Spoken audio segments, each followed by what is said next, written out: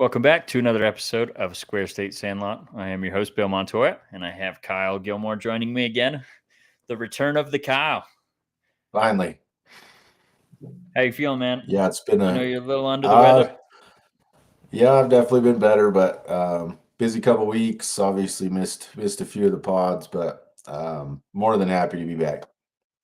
Yeah, and you have a fun trip to unravel as well. But before we get into that, I just wanted to say that this is our Thanksgiving episode, as I will be traveling, and I'm not sure what you guys have planned, but I won't be around. So we wanted to get this one out here before Thanksgiving and all those games. But I did want to take the time to just say that I am super thankful for one, my family, our overall health in our family, and then the outlet that sports are in my life, at least. Kyle, do you want to add anything to that? I mean, I'm basically going to echo, Yeah. your exact statement. But I guess more specifically, obviously, I'm beyond thankful for my wife. She's absolutely, my best friend and greatest person that's ever been in my life, and we are so happy that we got to bring little Jack into the world this year. So he's just over 2 months old now. Um, a lot to be thankful for, and like you said, I'm honestly just really thankful that 2 years ago I got a wild hair and decided to hop on the old pod, and we get to do this every week. So um, Yes. yeah, a lot to be thankful for. Yeah, and I just love those updates on Jack. I mean, he's growing like a weed, but he's Oh yeah. still a little guy. Yeah, he's still little, but he just cracked 9 pounds, so we're getting there. Boom. All right, so let's jump into the sports, which is our bread and butter there. Um, I don't know how much you got to watch this last weekend, but obviously A I'm decent riding a amount. high for the first time in a long time. So I'll go into my Raiders, and that is probably going to disappoint some of our followers because I feel like a good chunk of them are Broncos fans. But um, obviously we had our two best games of the season have both been against Denver. This last one, we ended up winning 22-16 in overtime. Walk-off touchdown to Devontae Adams, who had no one within 20 yards of him on that final play. So I know how he got that open because they built off of a previous play where they had lined up in the same exact formation. He ran a similar route, except on the overtime play, he broke off of the previous route. So Surtain thought he was going on a crosser over the field, and he broke away and went to a deep post in the end zone. So Surtain was trying to jump that route, and Devontae went the entire different direction. So ended up in the end zone untouched. Carr threw a perfect pass and walked him off. Did you get to watch that game at all? Just I got to see what mattered. I got to watch a lot of the second half. Yeah.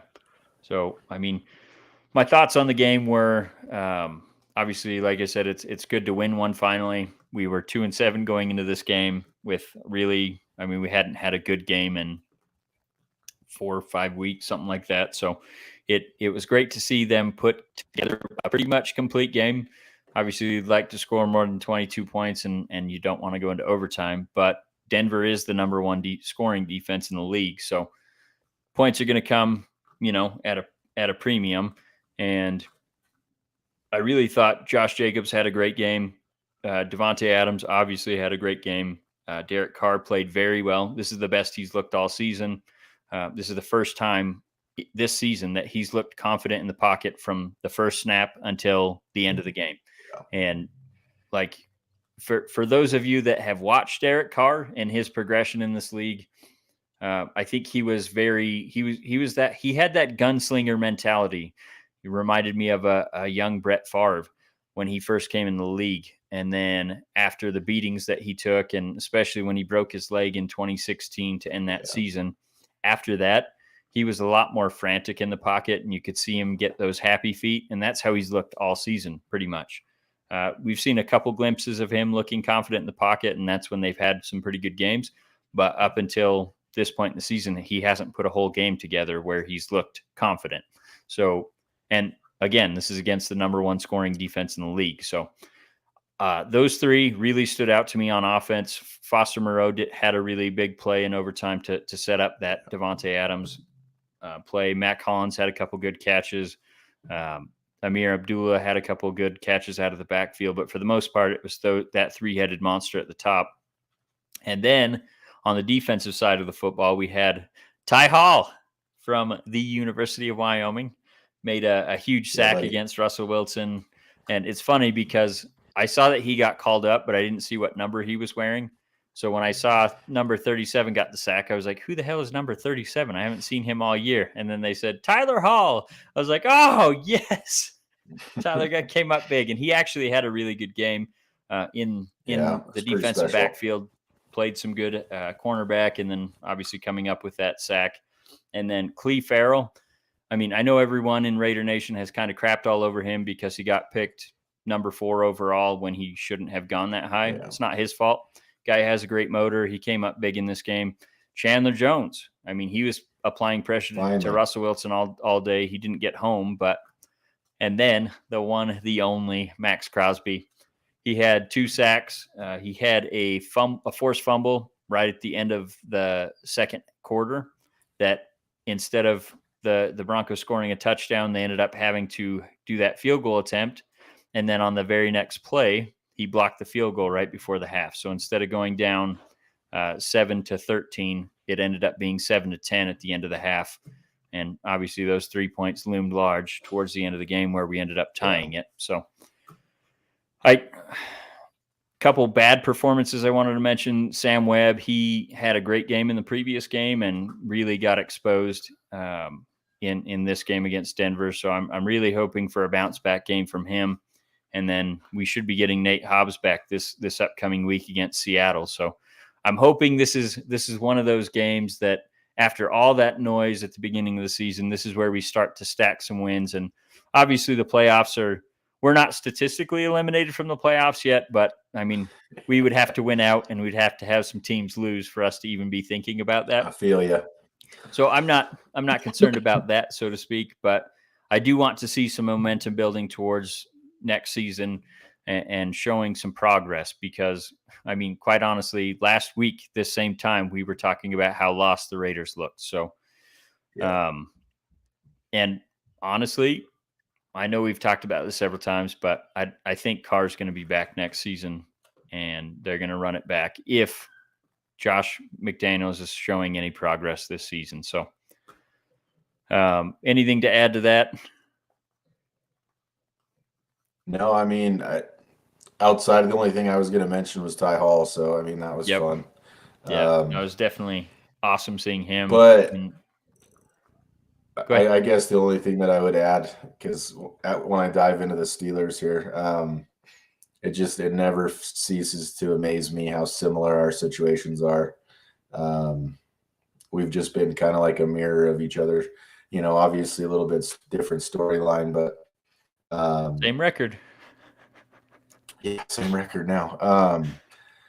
Yeah, I mean, if you're done with the Raiders, I guess I can just dive in and explain myself a little bit there. But well, the last thing I was going to mention is just how I think they're going to fare against the Seahawks, and really, I think they're going to match up pretty well against them. They're similar teams. I think Seattle's defense is better, but I think the Raiders' offense is better. Yeah. I think building off of this last game, they should at least make it a competitive game. So I'm not expecting a win, but I think they'll at least compete with the Seahawks. So let's move on to your Steelers. I guess I'll go back to last week to start off with. I was lucky enough to be there in Pittsburgh for that Saints game. It was really fun. I got to take my dad, first time he's ever been to Pittsburgh, and then also my brother-in-law Lewis, who's the first time he'd ever been there. He's a Steelers fan also. So, and your dad's a pretty Saints special fan, trip, right? Yeah, he's a Saints fan, lifelong. He's been through hell. Yes, he has. But I mean, it was a really good time. You know, I mean, it's everything that Pittsburgh is for us. Good food. You know, got to catch a game, see the sights a bit. So it was a really good time. It was really hard being away from my wife and son, but we kind of had some of that planned already in advance. So it was a little hard, but I mean, the trip itself was good and everybody had a good time. and we came out with a win in TJ's return, which was awesome. There was some progress made in that game, and so that brings me to this week. We ended up losing to Cincinnati 37-30, but I'm honestly not going to drag this game because there are way more positives than there were negatives out of this game. The one negative that I will still ride till the end of the season is I think that Matt Canada just wants this team to fail. I don't know why. His play calling is still just absolutely the most atrocious thing. With a young quarterback like Kenny, I'll never be able to understand what is going through that man's mind. But I'll move on from that. Aside from play calling, Kenny looked really comfortable in the pocket, which was awesome. He started to get some connections on some deep passes. He had a really beautiful pass down to George Pickens for a touchdown. So I think there's a lot of positive there. Levi Wallace, who we picked up from the Bills, is honestly our only, in my opinion, our only person that should be starting at corner. Everybody else we have in there should not be a starting cornerback. And really, as far as our secondary, only Minka and him are really the only two that should be on a starting depth chart. Yep. But all in all, I mean, we scored 30 points. Yes, we lost, but 30 points is huge for us at this point because we have had just a drought. Even Najee got running. Yeah. Go ahead. That was good to see. The stat that I saw with the Steelers that kind of blew me away was they have the worst point differential in the NFL right now. And we were the only team in the league without a touchdown of 10 plus yards in the air up until this game.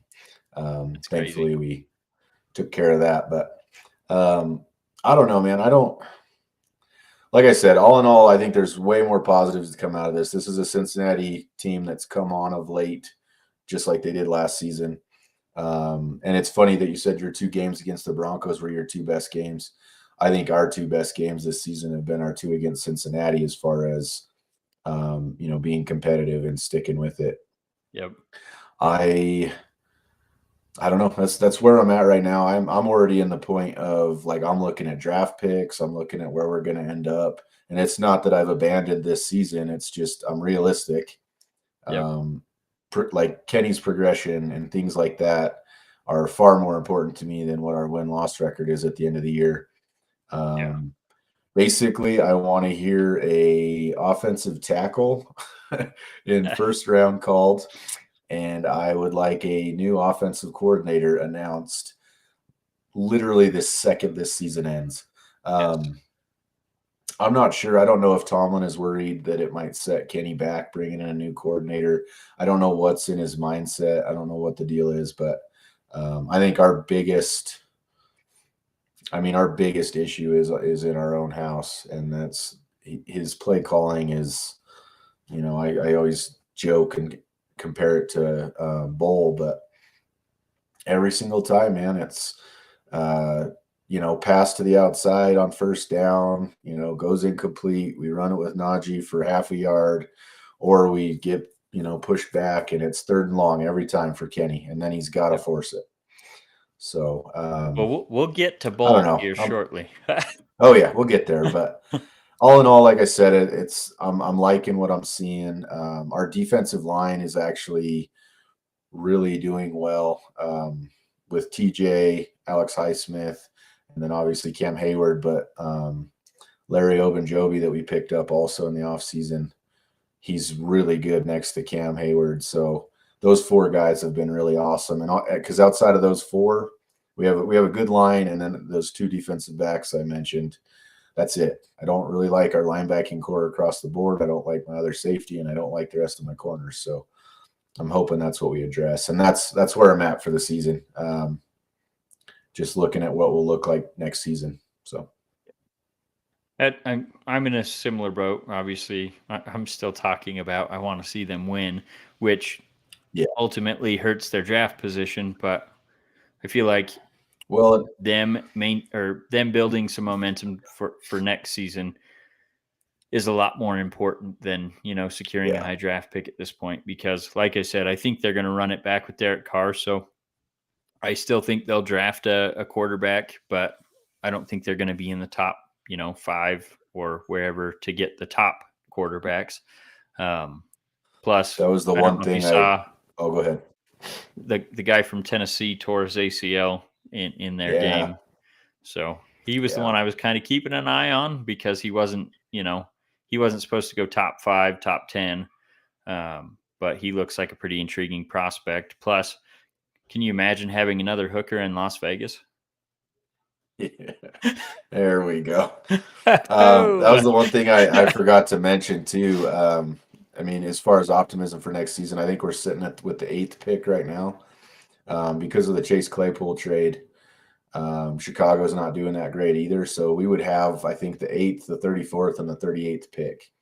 yeah. So I You mean, guys could that gives definitely us build something. a real opportunity to change the team. Yeah. If you can hit on even 2 out of those 3 picks. Or you Yeah, could do what the I don't know. Raiders We'll do see. and miss on every single one of them, except the running Yeah. back that you Mhm. probably could have got in the second round if you didn't get him in the first. But it's fine. Gee, dang it. We love Josh Jacobs, and I hope he sticks around. So Especially lately. yeah. Okay, so is that all you had with the Steelers? I think so. Okay, so we'll just hit a couple quick notes on some news around the league, and that is, I don't know if you saw Oh, Kyle man. Pitts, the star tight end for the Atlanta Falcons. He hurt his MCL, and they put him on the IR. They said he may have a chance to come back for playoffs, if they were to end up making the playoffs. And I think one move they did make that will at least enhance those playoff opportunities is they did sign Will Compton today, playoff Willie, as he's known. So Oh, yeah. he's headed to Atlanta. Excited for him. Just kind of hoping the Raiders would bring him in when Blake Martinez retired abruptly, but he goes to Atlanta. And then Melvin Gordon got released by the Broncos after the Raiders game. He had that key fumble right before the half that I was talking about. Max Crosby forced. He's had a ton of fumbling issues while he's been with the Broncos. So I think that was probably a good move for both parties, because he wasn't getting a ton of playing time. And when he was getting on the field, he was fumbling. So then he'd piss off the coach, which obviously you got to hold on to the football. But when you're not getting many opportunities to run the rock, you can't really get in a rhythm either. So, like I said, I think probably both parties are at fault in that relationship. And I don't think Nathaniel Hackett's going to be there much longer anyway. So, what do you think about that situation? Do you think he makes it Oh, to the end of the man. season? Oh, I don't know. I almost want to lean towards no. I mean, if I The was only them, I reason would I want to say, start right now. yeah, the only reason Start I think changing. he'll probably stick around is because I feel like if they were going to fire him, it would have been after the Raiders game, because that's their biggest rival. That's fair. Raiders have beat them 6 times in a row now. So I can't remember the last time. I mean, to me, this is almost like the equivalent of like the Lakers of last year. They built this team that everybody expected to just dominate and just fell flat. yep. You had Russell Wilson come in, you had this new coaching staff that was, gonna work miracles. Even your players like Melvin Gordon, everybody thought had these high expectations. Yep. And excuse me, even being able to bring Von Miller back. I mean, I know that was probably never realistic, but everything that they did and talked about in the offseason, everything fell flat. And obviously the most glaring of those things is the Russell Wilson contract and what they've gotten out of it. But I don't know, man. I can't remember the last time I saw something like this in the NFL. Well, I think it's pretty. once they hitched their saddle to the let's ride Russell Wilson. I don't think bringing Vaughn back was a possibility just because of that No, salary. no. But can you imagine, like, if this is the best Russell Wilson's going to play and they're tied to him for at least the next 3 seasons because of that dead cap hit? Yeah. Oof. I mean, Good time to be a Raiders fan. yeah, that's what I was thinking is like as I bad as mean, we have it with McDaniels at the helm right now. And like I said, I'm still hopeful he can turn it around, but I'd much rather be the Raiders than I would the Broncos tied to Russell Wilson. So if they were to cut him at the end of this season, it's like an $87 million dead caps well, hit and that's the crazy thing, because if you take away the name and the contract, that quarterback gets cut for sure. probably already. I Yeah. mean, they've probably been benched. Um, it's just so funny how contracts and things like that, how much they really do impact what the product on the field. Yeah. Yeah, I don't know, man. I actually, part of me really does feel for Broncos fans, because holy cow, the optimism was so high, and just, Oh, it really was. I I mean, mean, it's like the Hindenburg coming down, dude. It has just been awful, yeah. Okay. Well, and we'll that's jump coming from from a that. Steelers fan. Yeah. We'll jump from that struggling quarterback to another, and that is Zach Oh Wilson and the God. New York Jets. Did you see his press conference after the game? Unfortunately, Yeah. For I those that didn't see it, they ended up losing 3-10 against the Patriots. I want to say in the second half they were putting up 2.7 inches per play. The Jets were. if that. So after the game, Zach Wilson was asked, "Do you feel like you let down the defense by only giving them 3 points?" And he immediately said no. No, And that's not going to sit well with a locker room, a veteran locker room. no. But today, or maybe it was yesterday, the media asked and said, "Are you committed to Zach Wilson going forward to Robert Saleh?" And he said, "At this point, everything's up in the air." So he's not giving his quarterback a vote of confidence. And I feel like this is probably going to be a punishment for that comment, and maybe a wake up call for Zach Wilson, because he has not progressed as a quarterback in his season plus of playing. Obviously, he lost some time at the beginning of this season with Yeah. the injury, but I mean, he's not making the progress you want to see from a franchise type quarterback. And right now, they're in a position to win. I mean, they're 6-4. Obviously, had a good chance to win that game against the Patriots last week. So, do you think they move on? And if they do you think it's White, or do you think they go to good old Oh Joe man. Flacco? I mean, they got a win with Joe Flacco. I think they had I two, don't. It didn't they? sucks too. I think they might have had two. Yeah, It's unfortunate, because you started to see Zach Wilson starting to. He was showing flashes, and you were like, okay, well, maybe, maybe this season's it. He's going to turn a corner. And at the very least, when you're a young quarterback, you at least have to have the right answers after the game. Like, if you have a rough game, that's fine. You're looking to be the new leader of this team as the quarterback. You have got to have the right answers, and that was not it. Um, I don't know, that mixed with, I'm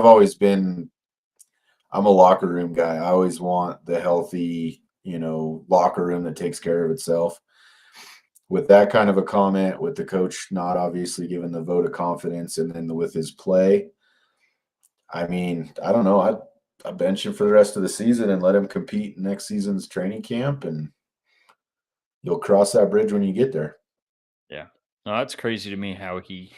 I mean, it seems like he's had no media training, because I feel like any Seriously, PR person would say to train them would basically just say, if you do bad, own up to it. If you guys do well, credit the team.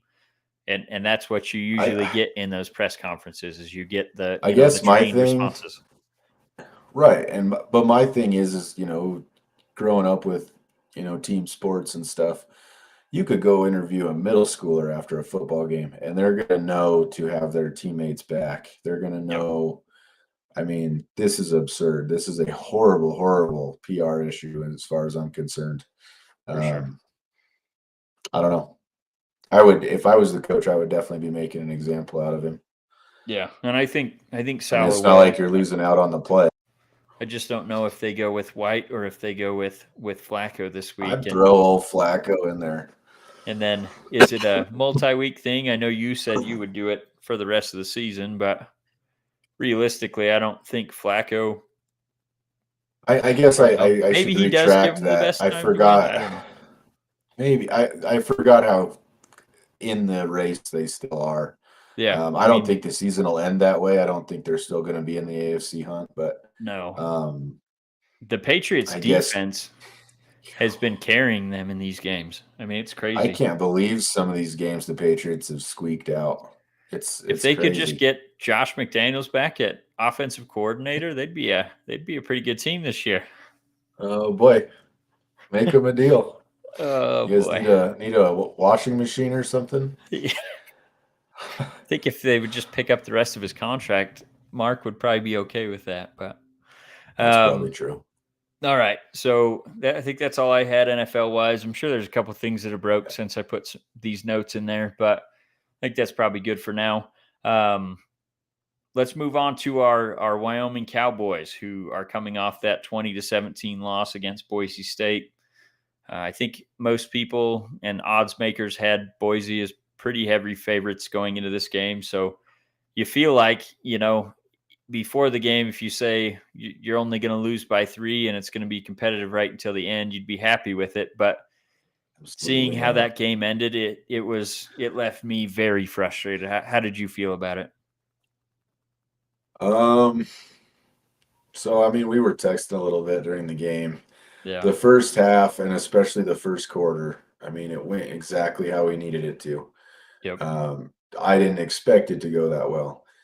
It's also why I was as nervous as I was going into the second half. And man, I've never been so frustrated with a close game, I think, ever. Yeah. Part of it's because it's Boise State, and I just absolutely hate them. Um, I think and we're it's also the fact 1-17 that against them now. yep, we've only ever won once. The frustrating part is it was our game. We lost this game. They didn't win. Um, I really do feel that way. We gave this game away in the second half. I don't know. Oh man, I don't talking about the play calling again, but I don't understand what we were doing, especially late in the game. Um, it's like it's like we took our foot off the pedal. Like we had them on the ropes, and I think I don't know they if we got. I don't know.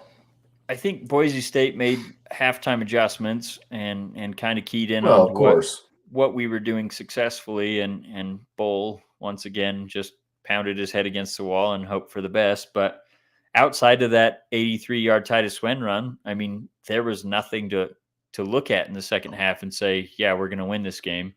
Obviously, that one kind of shocked the hell out of me. I mean, at that point, I was like, I don't even need to watch the offense. I well, know we're just going to run 3 plays and punt. And so I the missed the run first game half of in that run. general. Oh yeah, I was just gonna say the run game is probably the only thing that was not the only thing, but obviously it was the biggest gem from the game. Yep. Boise's run defense is unreal. I still don't know how we had the first half that we did. Yeah. Um, Well, our losing linemen were McNeely, blocking possessed. Yeah, in that second half really hurt us because you had the whole thunder and lightning thing with McNeely being the fast one, and then obviously Titus Swen can just do everything. But I don't.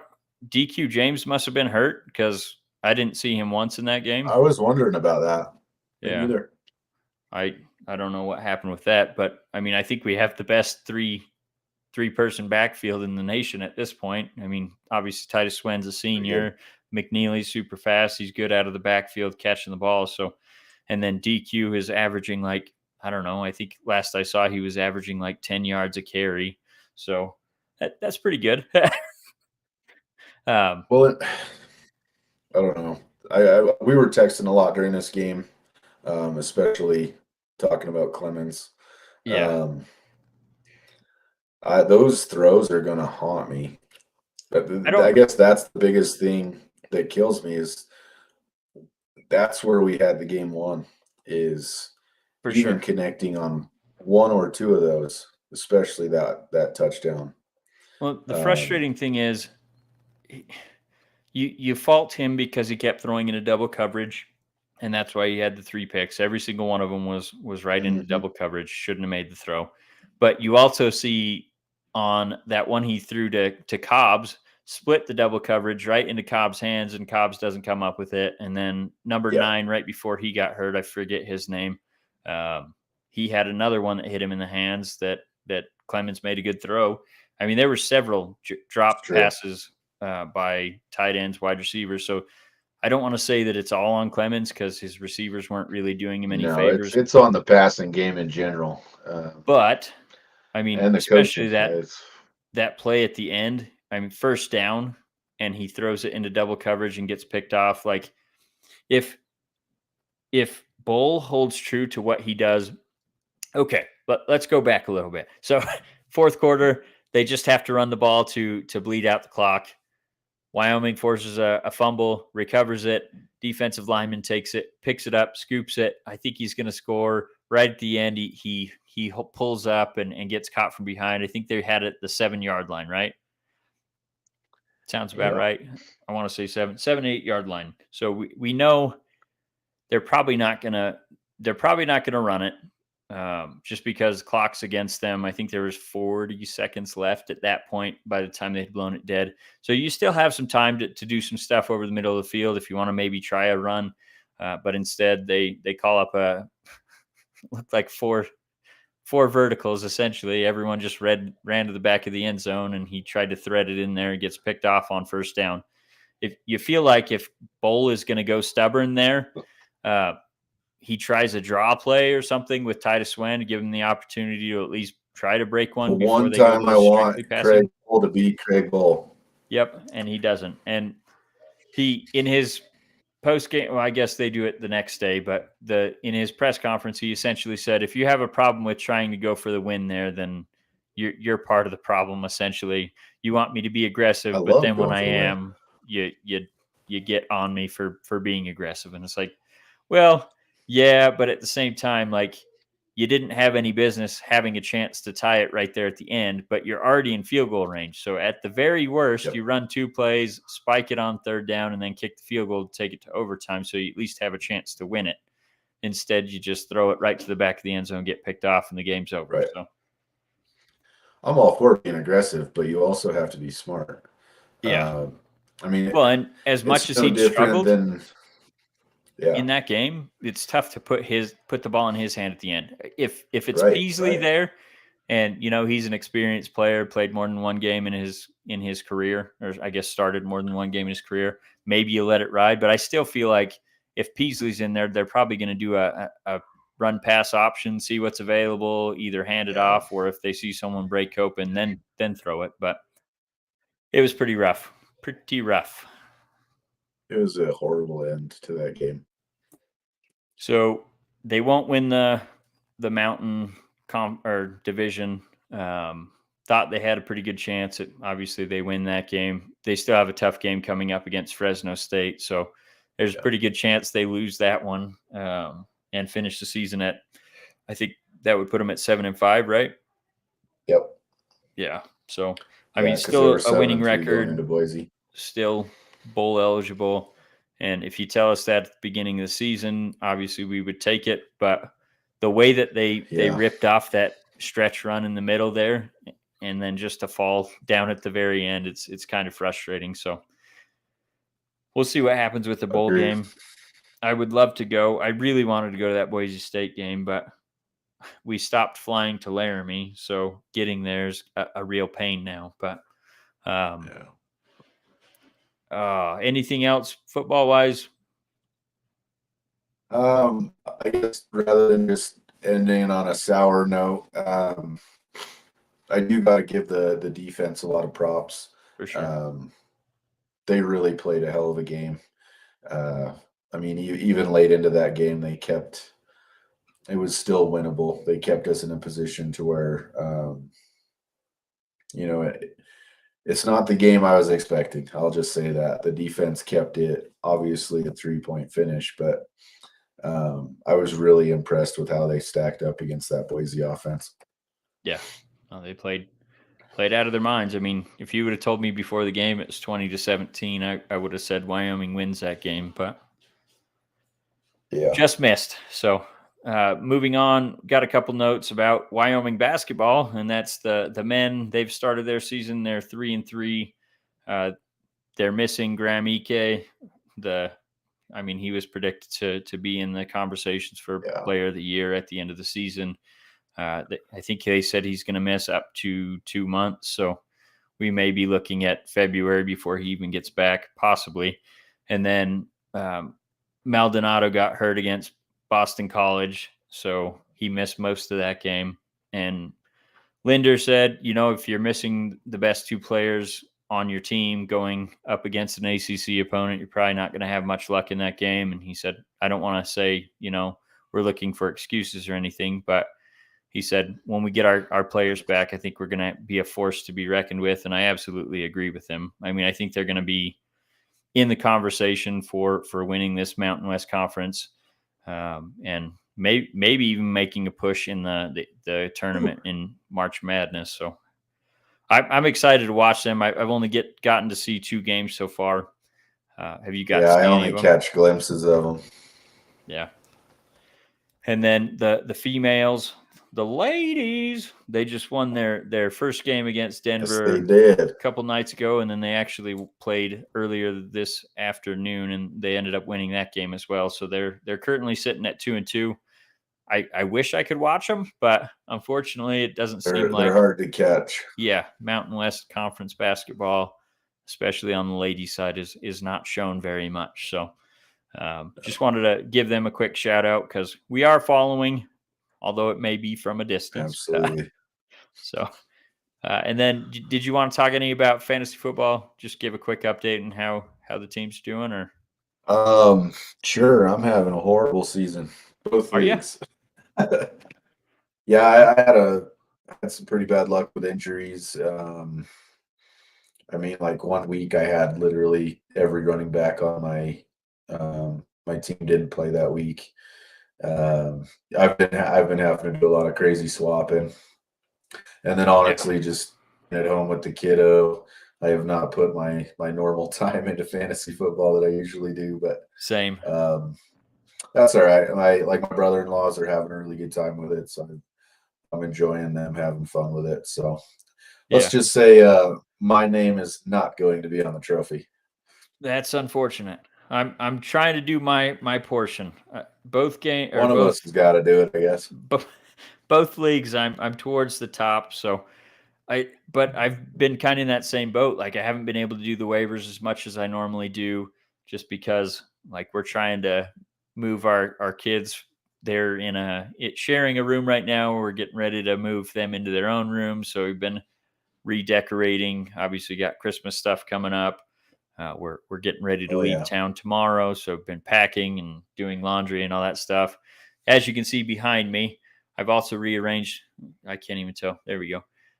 Rearranged the office. Getting there. Still got to hang a couple bookshelves and things like that to get my memorabilia up there.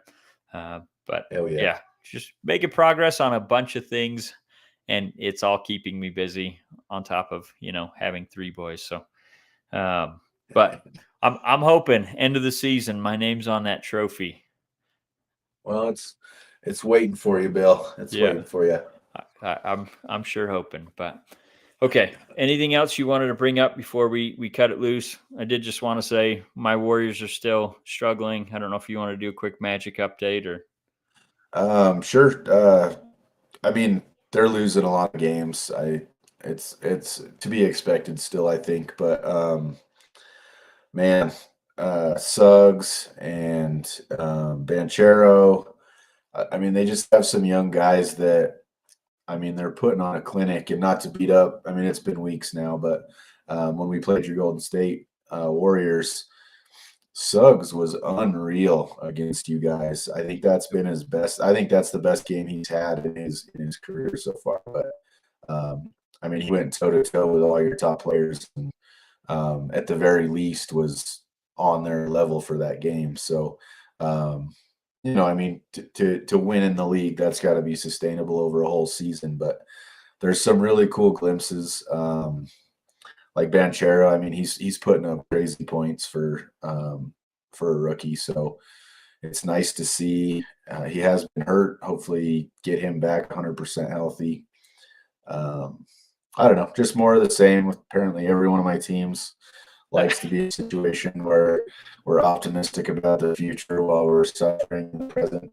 Yeah. Um, Well, yeah. don't That's play where that we're too at. much. You are a Steelers fan. Yeah, that's true. That's true. Yeah. All right. Yeah, I just wanted to mention with my Warriors, they're obviously 8-10 on the lower side of the conference in terms of the standings, but we did see a couple good glimpses at least. They just had a players only meeting a couple days ago after they had a really atrocious outing against the Suns again. Um, Draymond Green actually, I think, had a productive players only meeting where he kind of told Clay, "Hey, we know who you are. We know you're going to get back to it, but right now you need to pass up those decent shots to get someone else a good shot. If you're Yeah. wide open, fire away. But if it's just a decent shot, pass to the next one so we can get a good shot." And he seemed to respond to that well. He actually had his first 40-point game in not the last game, but the game before that. So the last game, they actually sat most of their starters against the Pelicans and got absolutely dominated. But the game before that, they had a really good outing. I actually got to watch it, and it pissed me off because I haven't got to see many of their games, but I watched the Pelicans game where they sat Steph, Clay, Yeah, Draymond, that's and rough. Andrew. So yeah, it was bad. I think they ended up losing by like 30 or 40 points. So, but that's all I had. So Kyle, I did want to thank you for jumping back on. Everyone, give him a round of applause here. There we go. Beautiful. Oh, jeez. All right. So thank you guys for tuning in. As always, we appreciate you coming on. We'd love to have some chat feedback. If you guys have any questions for us, comments, I'll post the clip. You guys get those questions in on our social media. Usually put it on the Instagram where you can just write from our story. You can click what question you have. It'll come straight to us, and then we can answer it on the next pod. So, Kyle, any parting words? Just happy holidays to all of our listeners, all of our followers. Be safe this holiday season, and hopefully we'll get back to you guys here in December. Yep. I hope you start feeling better, you and the wife. Yeah, me too. All right, man. We'll talk to you soon.